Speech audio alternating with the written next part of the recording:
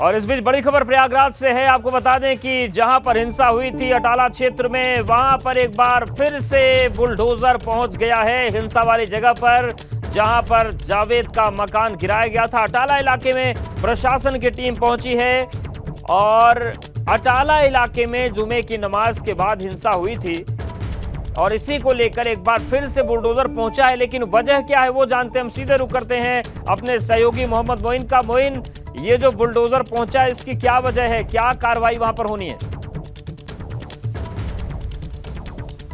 देखिए अवधेश, आपको बता दें कि शुक्रवार को प्रयागराज के अज्जिस अटाला इलाके में जुमे की नमाज के बाद हिंसा हुई थी। हम उन गलियों में आप पहुंचे हैं और इन्हीं गलियों से जमकर पत्थर बरसाए गए थे और किस तरीके की तैयारी की गई थी उसे आप इन तस्वीरों को देखकर अंदाज़ा लगा सकते हैं कि गलियों में जगह जगह इस तरीके से ईंट और पत्थरों के ढेर इकट्ठा किए गए थे, इस तरह से रखा गया था। ये सिर्फ एक जगह पर नहीं नज़र आएगा बल्कि तमाम जगहों पर इसी तरह से ईंट पत्थर इकट्ठा आपको दिखाई देंगे। देखिए हमने एक तस्वीर दिखाई, ये दूसरी तस्वीर आप देखिए। और यहाँ पर नगर निगम का बुलडोजर पहुंचा है, मजिस्ट्रेट पहुंचे हैं, पुलिस के लोग पहुंचे हुए हैं और ये देखिए ये पत्थर इकट्ठा किया गया है। ये नगर निगम का बुलडोजर है, ये नहीं उठा रहा है, साफ कर रहा है। और दूसरी और तस्वीरें देखिए, ये बाईं तरफ गली जाती, ये देखिए यहाँ पर इस तरीके से पुराने ईंट पत्थर इकट्ठा कर गए हैं। दाहिनी तरफ देखिए, ये बाईं तरफ ईंट देखिए, ठीक सामने की तरफ जो नाला है वहाँ पे देखिए, यानी जिधर आपकी नज़र जाएगी वहाँ पर इसी तरीके से आपको ईंट पत्थर इकट्ठा कर रखे गए थे जो वो नज़र आएंगे। साफ तौर पर समझा जा सकता है कि किस तरीके की साजिश थी, किस तरीके से तैयारियाँ की गई थी हिंसा की, उसे इन तस्वीरों को देखकर अंदाज़ा लगाया जा सकता है। तो शुक्रवार को हुई हिंसा के बाद इन गलियों में सन्नाटा पसरा था।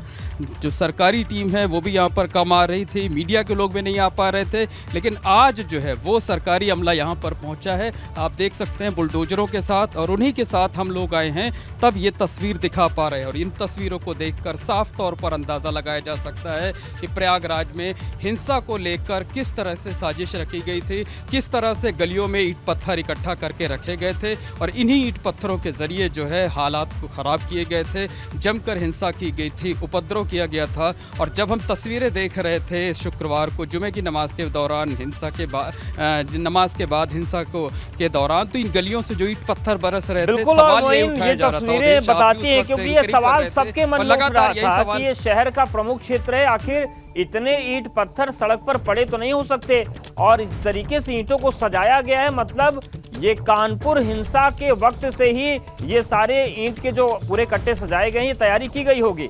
यानी कि चूक तो बड़ी हुई थी और उस दिन अगर जबरन पुलिसकर्मी इधर दाखिल होते तो शायद पुलिस को भारी नुकसान हो सकता था। लेकिन निश्चित तौर पर कहा जा सकता है कि हम नहीं ये कह रहे हैं, ये तस्वीरें साफ तौर पर बयां कर रही हैं कि यहाँ पर हालात किस तरीके से थे, किस तरह से ईंट पत्थर इकट्ठा रख के गए थे। अच्छा, हम अपने कैमरामैन से कहेंगे कि वो एक लॉन्ग फ्रेम चारों तरफ घुमा के दिखाएं। देखिए आप यहाँ पर कोई भी जो है एक मकान टूटा हुआ नहीं है, कोई भी नया मकान बन नहीं रहा है, कोई भी नया मकान निर्माणाधीन नहीं है। ऐसे में जगह जगह इस पुरानी ईंटों का इस्तेमाल आखिरकार क्यों किया गया था, क्यों ये ईंट इकट्ठा की गई थी, कोई जवाब देने वाला नहीं। और जिस भी घर की तरफ नज़र आप दौड़ाइए, ज़्यादातर घरों में ताले लटके हुए हैं, ज़्यादातर घरों में लोग फरार हैं। तो अब ये पता लगाना होगा कि आखिरकार कौन ऐसे लोग हैं जो इन्होंने इन ईंट पत्थरों को यहाँ पर इकट्ठा कराया। बिल्कुल। अच्छा, ये मुझे बताइए कि आज जो प्रशासन की टीम पहुंची है, आज जो बुलडोजर पहुंचा है, ये कोई कार्रवाई होगी या इन पत्थरों को हटाने के लिए पहुंचे हैं? क्या मकसद है प्रशासनिक टीम का आज यहां पहुंचने का?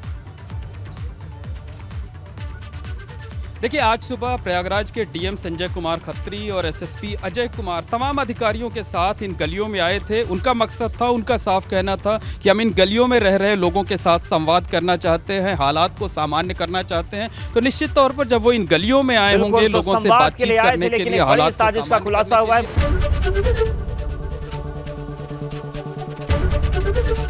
एबीपी गंगा, खबर आपकी, जुबान आपकी।